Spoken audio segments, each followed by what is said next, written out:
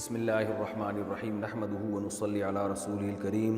India میں جو corona کی خطرناک صورتحال ہے وہ ساری دنیا اپنی آنکھوں سے دیکھ رہی ہے۔ وہاں سے ویڈیوز آ رہی ہیں، لوگوں کے میسیجز آ رہے ہیں، ہمارے اپنے ریلیٹیوز کے میسیجز آ رہے ہیں واٹس ایپ پہ کہ بہت زیادہ تباہی پھیلی ہوئی ہے۔ اور جو ویڈیوز ہم دیکھ رہے ہیں، سڑکوں پہ لوگ مر رہے ہیں، وینٹیلیٹر کا انتظام نہیں ہے، آکسیجن کا انتظام نہیں ہے، بہت زیادہ حالات خراب ہیں۔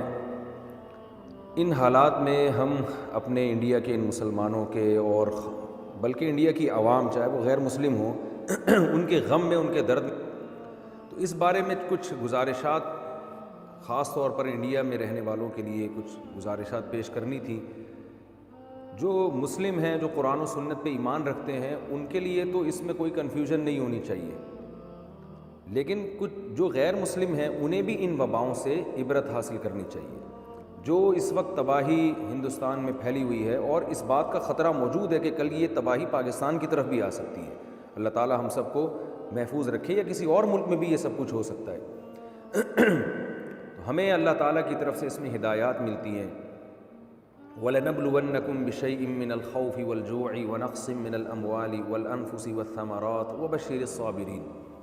قرآن مجید جو اللہ کی کتاب ہے، اس میں اللہ نے اپنا فیصلہ سنایا ہے کہ وَلَنَبْلُوَنَّكُمْ بِشَيْءٍ مِّنَ الْخَوْفِ، ہم تمہیں ضرور آزمائیں گے خوف میں ڈال کر، وَنَقْصٍ مِّنَ الْأَمْوَالِ وَالْأَنفُسِ وَالثَّمَرَاتِ، معاشی نقصان ہم تمہیں دیں گے، تمہاری معیشت ڈاؤن ہوگی، تمہاری پیداوار کا نقصان ہوگا اور تمہاری جانیں ہلاک ہوں گی۔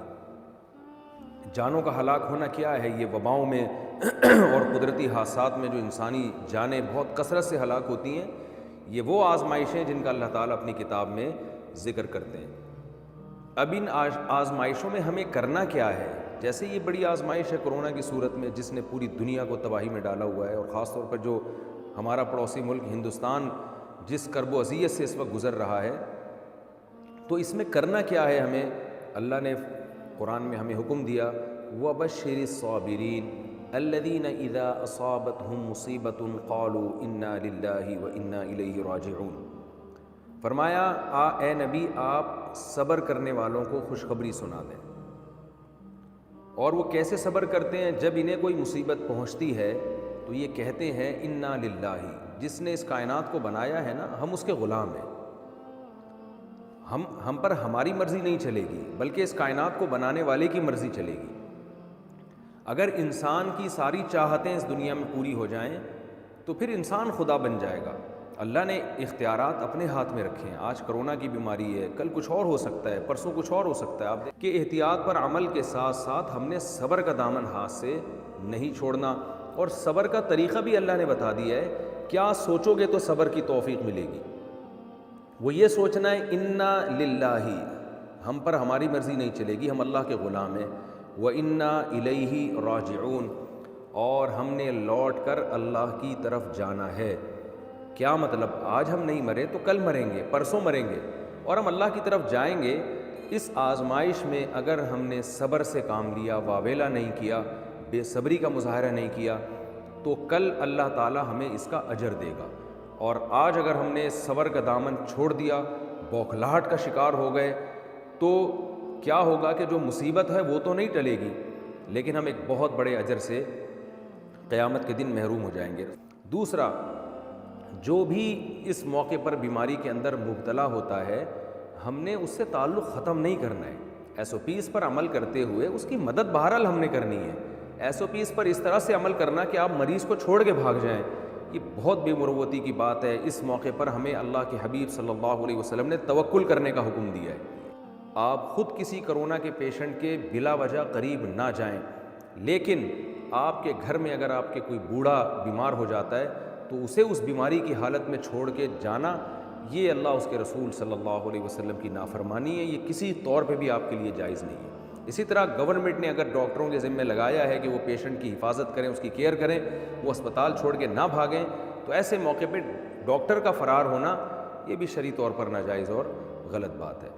تو ہم اس درد میں، اس دکھ میں اپنے ہندوستان کے مسلمانوں اور جو دوسرے جو غیر مسلم بھی رہتے ہیں، وہ بھی انسانیت کے ناطے ہمارے بھائی ہیں، اس غم میں ہم ان کے ساتھ برابر کے شریک ہیں، اور اللہ تعالیٰ سے ہم دلی دعائیں کرتے ہیں کہ اللہ اس مصیبت سے ہندوستان کے لوگوں کو جلد سے جلد نجات عطا فرما، اور جس کرب و اذیت میں وہ مبتلا ہیں اے اللہ اس بیماری سے، اس مصیبت سے ان کو نکال دے، اور جب تک یہ بیماری مقدر ہے صبر کی ہم سب کو توفیق عطا فرما۔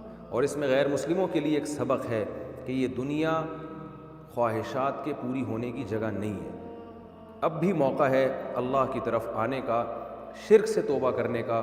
قرآن صاف لفظوں میں کہتا ہے وَإِذَا غَشِيَهُم مَّوْجٌ كَالظُّلَلِ دَعَوُا اللَّهَ مُخْلِصِينَ لَهُ الدِّينَ، کہ جب تمہیں کوئی بڑی مصیبت آتی ہے، طوفان میں گھرتے ہو، تو تم سب اپنے دوسرے خداؤں کو چھوڑ کر اس خدا کو پکارتے ہو جو آسمانوں میں، لیکن جب وہ تمہیں مصیبت سے نجات دے دیتا ہے تو پھر اس خدا کو تم بھول جاتے ہو، اگر وہ چاہتا ہے، بعض دفعہ وہ نجات نہیں بھی دیتا۔ تو اس میں، ان مصیبتوں میں، ان بلاؤں میں، وہ رب جو آسمانوں میں ہے وہ ہر ایک کو اپنی طرف دعوت دیتا ہے کہ آؤ مجھ سے مانگو۔ ایسے موقع پہ سب کو اسی اللہ کا تصور آتا ہے دماغ میں۔ اللہ تعالیٰ سے دعا ہے کہ جو کچھ کہا سنا اللہ تعالیٰ اس میں کمی کوتاہی کو معاف فرمائے، اور جو صحیح باتیں ہوئی ہیں اللہ ہم سب کو اس پر عمل کرنے کی توفیق عطا فرمائے۔ اور ہماری سب کی ذمہ داری ہے کہ اس وقت ہندوستان کے لوگوں کی جس حد تک ہم مدد کر سکتے ہیں ہم کریں، ہماری حکومت کی بھی ذمہ داری ہے۔ اگر کوئی ٹرسٹ وہاں مدد پہنچانا چاہتا ہے اور اس کے لیے بارڈر کھولنے کی ہمیں ضرورت پڑتی ہے تو حکومت کو اس پہ بھی سنجیدگی سے غور کرنا چاہیے کہ اس وقت اپنی دشمنیوں کو ختم کر کے پوری دنیا کو چاہیے کہ وہ ایک دوسرے کا ساتھ دے، کیونکہ کل جو مصیبت آج جس مصیبت میں وہ مبتلا ہیں، اللہ نہ کرے کل اس مصیبت میں ہم یا کوئی اور ملک بھی مبتلا ہو سکتا ہے۔ وما علینا الا البلاغ۔